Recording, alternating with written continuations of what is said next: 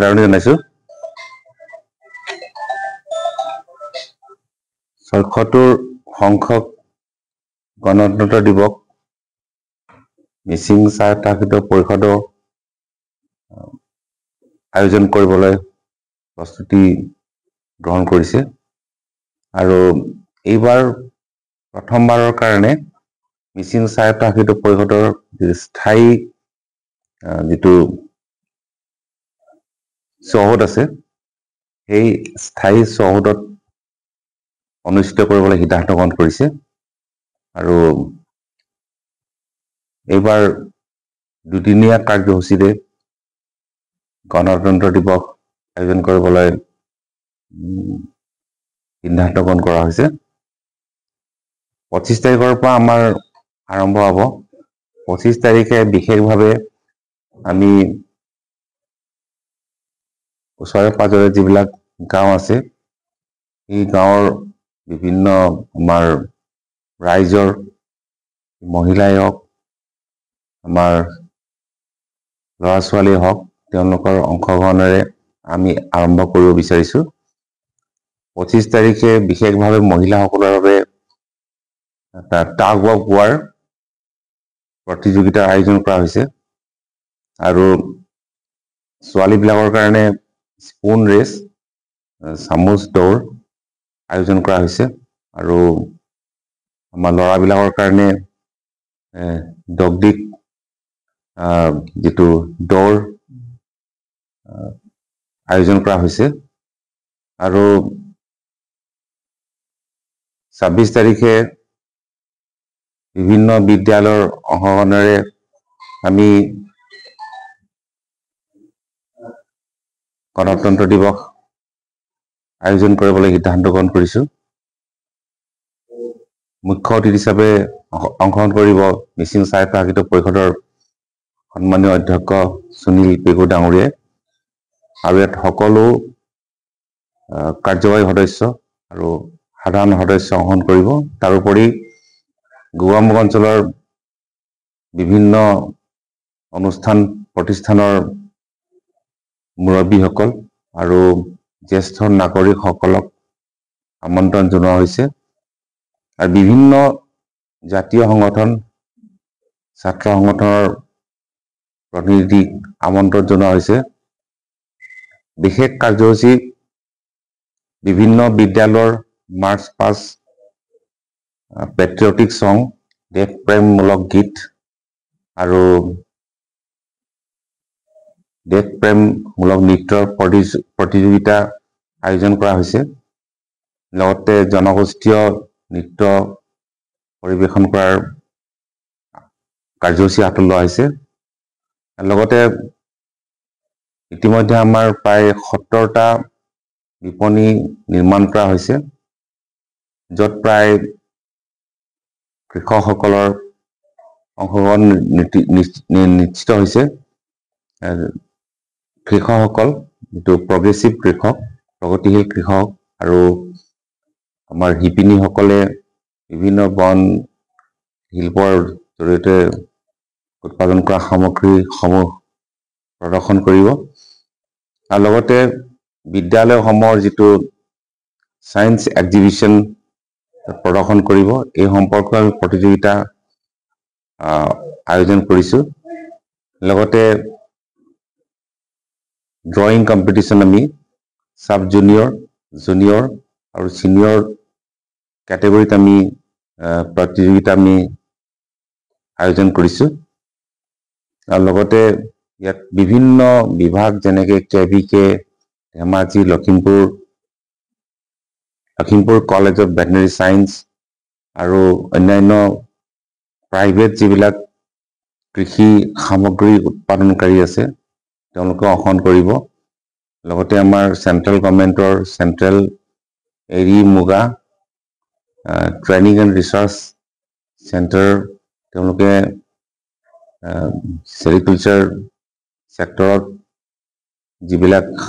Equipment যন্ত্ৰ উদ্ভাৱন কৰিছে এই সম্পৰ্কে প্ৰদৰ্শন কৰিব আৰু তাৰোপৰি আমাৰ ভেটেনেৰী সেকশনৰো যথেষ্ট আমাৰ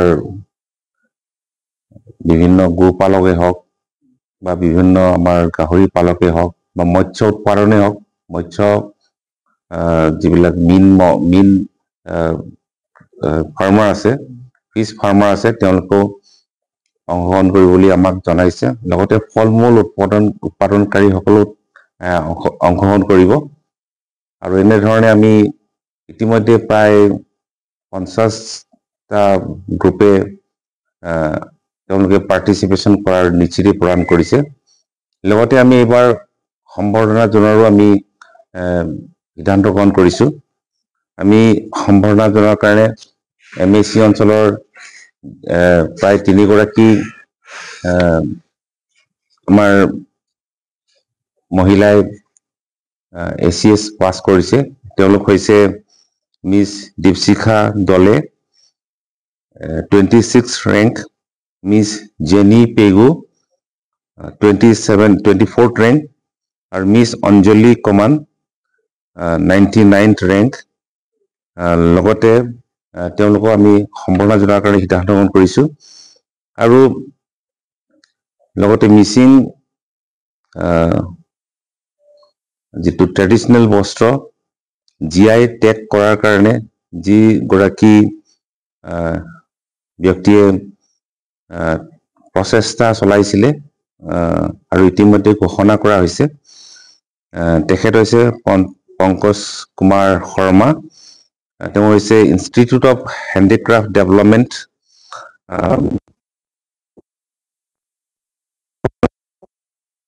সম্পাদক। তেখেতকো মিচিং স্বায়ত্তশাসিত পৰিষদে সম্বৰ্ধনা জনাব। লগতে আমি সাহিত্য জগতত বিভিন্ন বিষয়ত ৰিচাৰ্চ কৰিছে, আৰু ইতিমধ্যে তেখেতে কিছু এই সম্পৰ্কত পেপাৰ তেখেতে আন্তঃৰাষ্ট্ৰীয়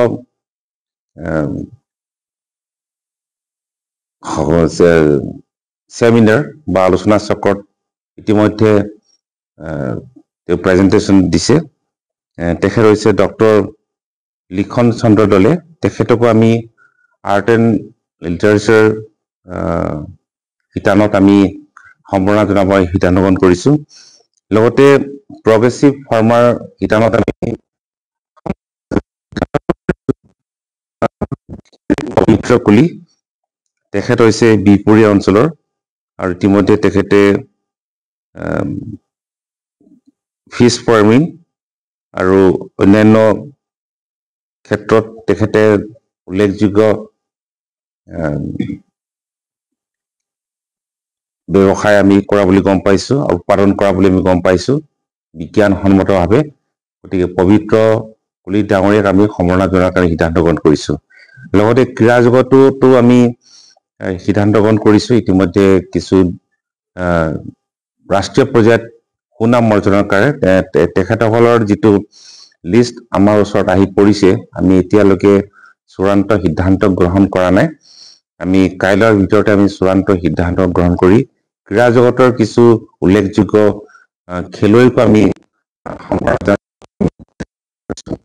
এইধৰণে আমি এই 76 সংখ্যক যিটো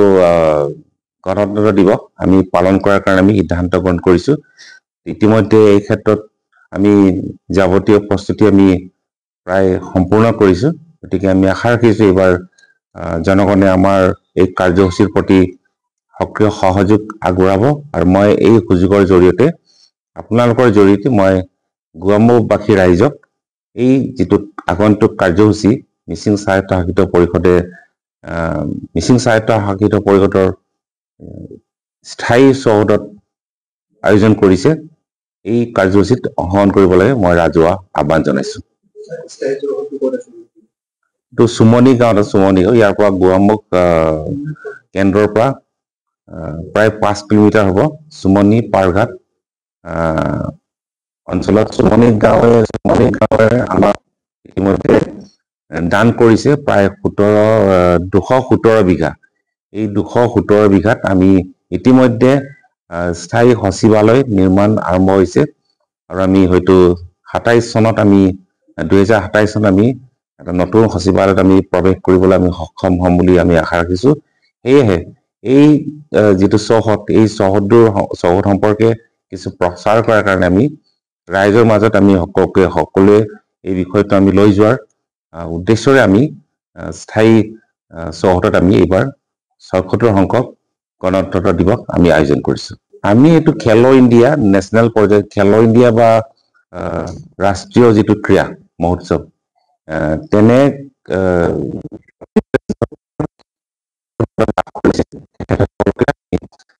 এই